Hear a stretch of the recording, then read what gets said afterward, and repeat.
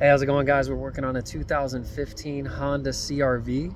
We had a rear passenger window that wasn't functioning. First we thought maybe the window was stuck, so we applied a little bit of pressure on each side and tried to tug down very slightly on it. It still was not functioning at all. So then we tested the power. There's power to it, but we believe the motor is dead. We bought a window motor and regulator combination from eBay. Looks just like this out of the box right there, just in case we needed the regulator. Sometimes it's not too bad to change both, and it's a good idea because these wires can bind and break over time. As you can see on eBay, we only paid $37.57, so that's not too bad for a window motor regulator. I believe AutoZone had it. It was like maybe $150, $180 there. So if you can wait a week, it saves you a lot of money. As you come out to the door panel, looks like this for the rear window. It's going to be fairly similar for all the windows, especially in the rear. You're going to start by popping this cover out here. You can use a standard little pry tool or a small little Phillips head. Pop that out. You'll have a little small Phillips head screw in there. You want to remove that. We already worked it out. Remember to set your screws to the side or in the box so you don't lose them. Next cover you're going to is right here. You'll see this little tiny spot here. You're going to pry down on this and pull towards you. Should release that cover. There you go. You'll see right under that handle you got two Phillips head screws. You want to go ahead and remove those as well. Now you want to start prying on the side here. There's a little pocket here. You want to be very careful. Probably use a pry tool. Start from one side, work all the way around. Make sure you're careful so you don't break any of the clips. And that should be all the way loose. And you're going to remove this corner piece too. You can also use a pry tool for that as well. As you can see, that comes out right here. There's just one little tab. It goes right there. Be careful of these side clips. After that, you should be able to lift up on your door panel on either side and remove it. Then as you can see, once you get that out, you're going to have one connector down here you're going to want to disconnect, as well as removing the connectors on the door handle here. Got to be careful as you pop this up and then remove that pin out. It's pretty similar on the bottom. Actually, even better yet on these handles, I didn't realize you can actually remove the whole assembly and keep this together. Sometimes that'll be easier. It's just a single connector. That whole panel should come off then. With these insulated panels, you're going to want to start prying around here. You can use a razor blade. You try to keep the sticky side on that side so you can reapply it when you're done. But just go like this all the way around to remove this plastic cover here. As you get this cover off, you can see we were able to leave most of the adhesive on here. We just peeled it down and around. There's two little clips. They pop out with you can use a little pry tool or a Phillips head and they pop right out. Just put them back in so you don't lose them. Make sure this is all the way loose. And then you'll have two screws here as well. On that liner, you take that bracket out where that wire's attached.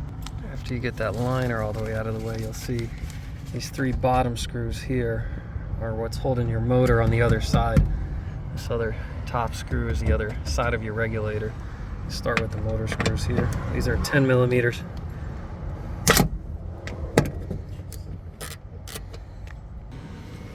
Also, if your power isn't working, you're not going to be able to get your window regulator down to where you can get to these two bolts here that attach it to the actual glass. So another trick is to very carefully, especially when you're replacing the regulator anyway, you can cut this wire. It's under a lot of tension.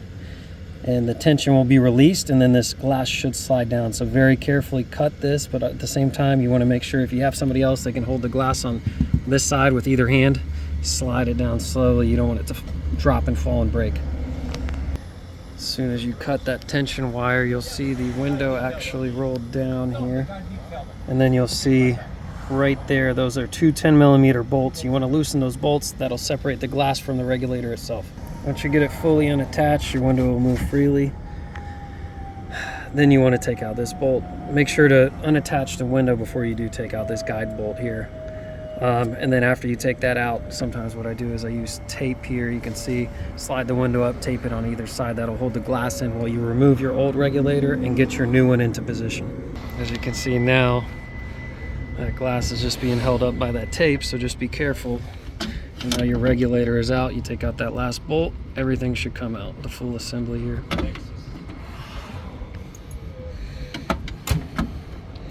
Now this full assembly is free. Don't forget as well, you're going to have a connector on the bottom of your window motor. Sometimes as I cut the wire, I remove my regulator separately, so make sure to disconnect that connector. Like I said, just be careful with the glass. It doesn't slide down and hit your hand or break. So if you have somebody else, it's nice to have them hold the glass up. Otherwise, make sure it's taped up really well. As you can see, this is the old unit. That is the new replacement. It's got a little cap on there. I want to remove the cap before we slide that one back in. Also, this one has a little cover on the connector, so you want to remove that connector before you put it in as well. So that's what your connector should look like after you remove that cover. Now you're ready to put this assembly back in. As you slide it in, it's a good thing to keep in mind. Slide in the top part right in there first. Go long ways this way. Slide in your motor. Put your motor down there, and you want to connect your connector. Make sure it's all the way connected in there. It's snapped in. As you guys get this new one in, right here, you're going to keep in mind that top guide bolt. That's going to want to go in first. You're going to actually press on the glass, so be careful of your tape, and then wedge it up in there. But you want to make sure the whole plastic clip with the guide bolt is in front of this glass.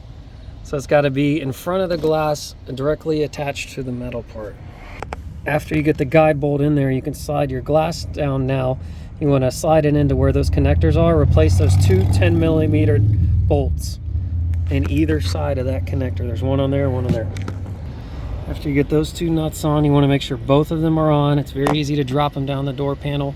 It's nice to have a magnet to reach down there and retrieve them. You need both of those. I've seen people drop one, leave one off. It's not a good idea because your window can dislodge. Tighten this screw back on. Then you want to use this guide plastic here, slide that in. All of your holes should be lined up. Replace these three nuts. Another thing to keep in mind when you're replacing these three bolts down here, you want to make sure you have them all three in before you start tightening them. Don't tighten one, then the other ones aren't going to line up. Make sure they're all three lined up, then tighten them one by one. Then you want to replace this liner nice and neatly. Make sure you pull your connector through the liner, and then you're going onto this bracket. There's two screws here. After you get your connector plugged back into your door panel, you're ready to reattach your handle and then reattach your door panel here. And don't forget, you also have this corner piece. As you do your door panel, you want to make sure these green clips all line up. Before you press it in, you don't want to break any of those. After you get all that snapped in, don't forget you got two Phillips head here. They're going to be the same. You have one down here, and then you're going to replace these trim panels, that corner piece, and you're all done. Thanks again for working on a vehicle with us today. If you have any questions, don't forget to message me. Don't forget to like and subscribe. If you do have any videos you guys would like to see, you can always send a request to us. We work on different vehicles every single day. Thanks, guys. Have a good one. God bless.